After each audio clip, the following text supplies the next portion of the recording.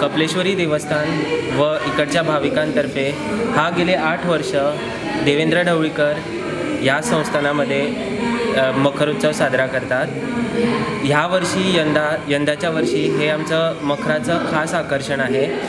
यावर्षी आम्ही ते फुल चेंज केलेलं आहे, सो सगळ्यांनी येऊन ह्याचा आस्वाद घ्यावा व इकडे दर 8 दिवशी वेगवेगळ्या महाजनांची रात्र असते, ती सगळ्यांनी येऊन बघावी ही सगळ्यांकडे नम्र विनंती।